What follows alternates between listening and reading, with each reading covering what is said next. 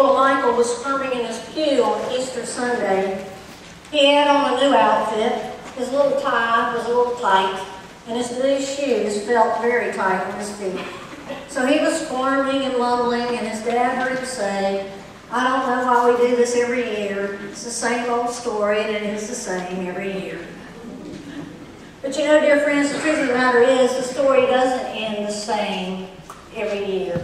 As a matter of fact, the story today, this account from the Gospel of Mark, reminds us that Easter is not just the beginning toward eternity. Easter is not just the first of the acts of God, and we're not just waiting for the second coming to be the sequel. Instead, Easter starts all of us in the process of becoming the sequel of Easter.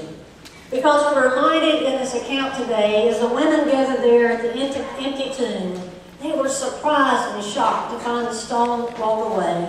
But they were even more surprised to see a messenger from God. They were alarmed to see his presence there, and even more alarmed by the message that he gave them. He said, "Christ is not here, he is risen."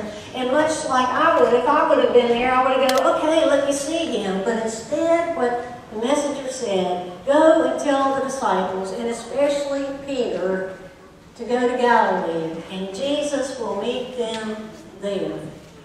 Just a few chapters earlier in the Gospel of Mark, Jesus had said to his disciples right after celebrating Passover, right after deterring that meal that was of the past into the meal of the present, reminding them of how they should encounter life remembering him. It was then that Jesus said that I will return and I will meet you in Galilee. What's so special about Galilee?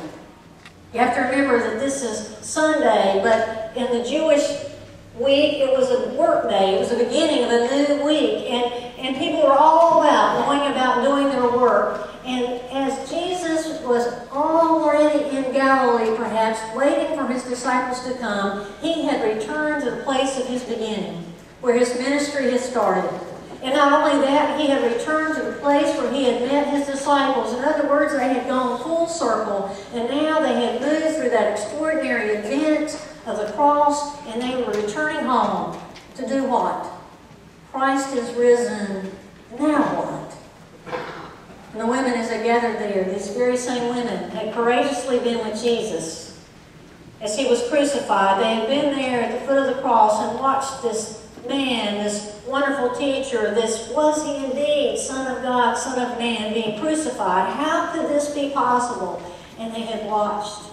And then they had followed, as they followed the persons taking Jesus' body to the tomb so that they would know where he was placed. And then they watched as this huge rock was rolled in front of the tomb. And then they waited.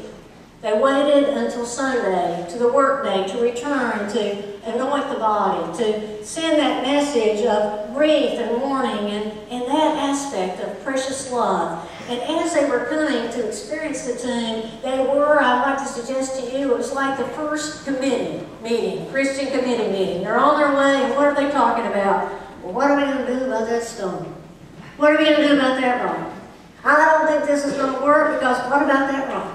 I mean, we got all this, we paid all this, we bring in all this to the tomb, but what about that rock? Have you ever been in a meeting like that? When you realize there's lots of things that should happen, but there's one voice or a lot of voices in the room and go, what about that rock?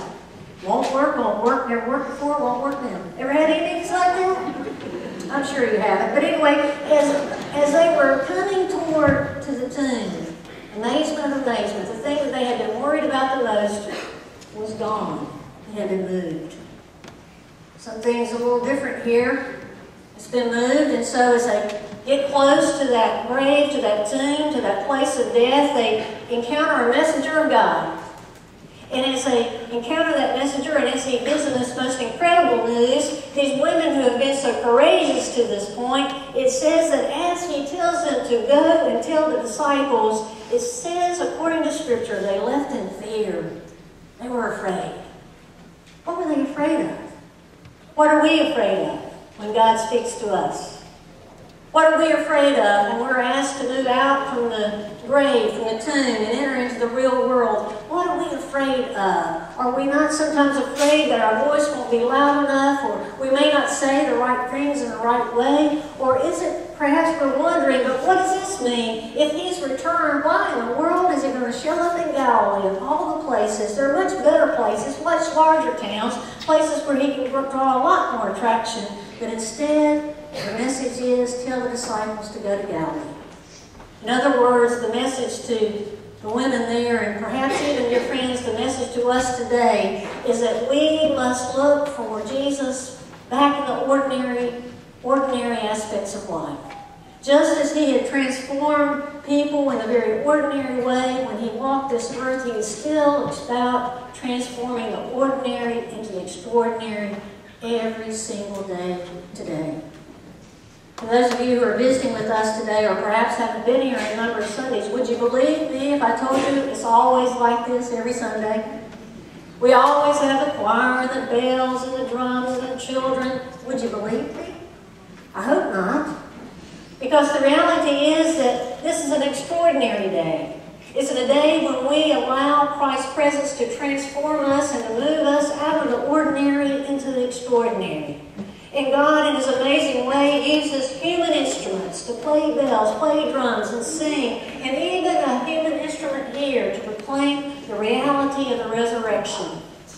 Every single Sunday when I get ready to come to worship, I say to God, dear God, I pray that I will be a vessel and not a barrier to your word and your way today.